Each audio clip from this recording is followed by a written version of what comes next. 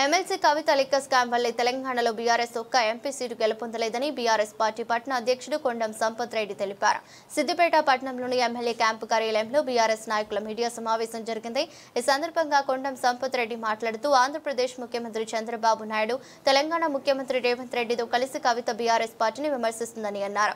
BRS పేరు చెప్పుకుని కవిత ఢిల్లీలో ఎన్నో సెటిల్మెంట్లు చేసిందని దుయ్యబట్టారు. పార్టీ ప్రారంభం నుండి హరీష్ రావు కేసీఆర్ వెంటే ఉన్నాడని తెలిపారు. తన అక్రమ ఆస్తులను కాపాడుకోవడానికి కాంగ్రెస్ తో కవిత కుమ్మక్క అయిందని విమర్శించారు. బీఆర్ఎస్ పార్టీని మరోసారి కవిత మాట్లాడితే చూస్తూ ఊరుకోమని తగిన గుణపాఠం చెప్తామని హెచ్చరించారు. తిరిగే దేవునపల్లి కవిత మన టీఆర్ఎస్ భిక్షమెత్తి అయిన ఎమ్మెల్సీ కవిత గారు నిన్న చేసిన మాటలు ఎంత విడ్డూరం అంటే తెలంగాణ ఉద్యమాన్నే కించపరిచినట్టు. ఆమె మాటలు తెలంగాణ ఉద్యమాన్నే కించపరిచినట్టుంది. హరీష్ రావు పేరు తీసే అర్హత కూడా ఆమెకు ఎక్కడి నుంచి వచ్చిందో రైలకు తెలుసు. కాంగ్రెస్తో కలిసి హరీష్ అన్న గురించి ఇలా మాట్లాడు. గతంలో కూడా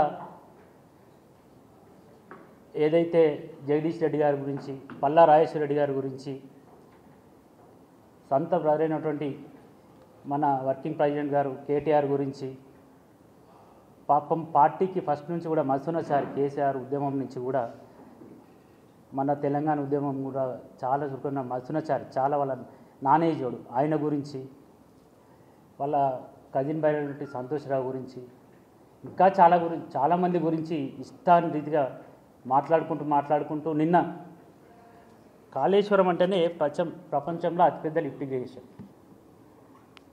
వాళ్ళ ఏదైతే రేవంత్ రెడ్డి ఘోష్ కమిటీ చేసిండో ఆ కమిటీ వల్లే అందులో ఏం అన్యాయం లేదు, ఏం అవకతవకలు జరగలేదు.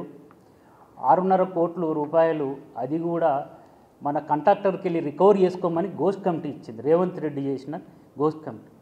రేవంత్ రెడ్డి కూడా లేదు అన్నప్పుడు ఈమె అందులో అన్యాయం జరిగింది అని ఈమనుడు ఈ పార్టీలు ఉండి సొంత పార్టీలు ఉండి ఎంత అన్యాయం అంటే ఇదంతా మన మీద విషం చిమ్ముతున్నారు.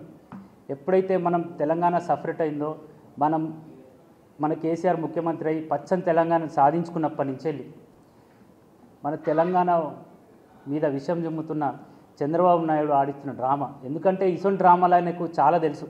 వాళ్ళ భార్యతోని వాళ్ళ మామన్నటువంటి ఎన్టీ రామారావుకు దూరం చేసిండు. వాళ్ళ భార్యతోని దూరం చేసి ఆయన ముఖ్యమంత్రి అయ్యిండు. మళ్ళీ రెండోసారి తర్వాత మొన్న ముఖ్యమంత్రి గానికి అన్నా చెల్లెని వాపిండు. అక్కడ ఏది షర్మిలను జగన్ను వాపిండు. ఆయన ఇటువంటి కుటుంబ కళాలు పెట్టుట్లో చాలా దిట్ట. ఇప్పుడు వాళ్ళ రేవంత్ రెడ్డితోని వాళ్ళ శిష్యునితో ఇప్పుడు తెలంగాణలో ఈ బీఆర్ఎస్ పార్టీ గవర్నమెంట్ మీద మనం ఫైట్ చేస్తున్న తీరు, వాళ్ళ ఇచ్చిన 6 గ్యారంటీలను మనం ఫైట్ చేస్తున్న తీరును డివియేషన్ చేయడానికి వాళ్ళ రేవంత్ రెడ్డి ఈ కవితను డబ్బులకు కొన్నాడు, లేకుంటే పాత సెటిల్మెంట్ల పొత్తు, లేకుంటే పాత అన్యాయ ప్రాంతాలు చేసిన ఆమె బీఆర్ఎస్ పార్టీ అప్పుడు గవర్నమెంట్ ఉన్నప్పుడు సెటిల్మెంట్లు అన్నీ దొంగతనాలు చేసినవన్నీ బయట పెడతాయను ఎలాంటి ప్రలోభాలకు చేపింటున్నావు. కానీ ఈమెతో మాట్లాడిస్తూ ఉన్నాడు. ఈమెకు కూడా డబ్బంటే విపరీతమైన ప్రేమ. డబ్బంటే ఆమెకు కుటుంబం కంటే ఎక్కువ డబ్బంటే ప్రేమ ఇప్పుడైతే మనకు తెలుస్తుంది. ఎందుకంటే అధికారంలో ఉన్నప్పుడు ఢిల్లీలో చెయ్యని సెటిల్మెంట్లు లేదు బీఆర్ఎస్ పార్టీ చెప్పుకొని ఆమె ఢిల్లీలో ఆమె ఎమ్మెల్యే క్యాంప్ ఆఫీసులో మిగతా రాష్ట్ర మంత్రులతోని మా తండ్రి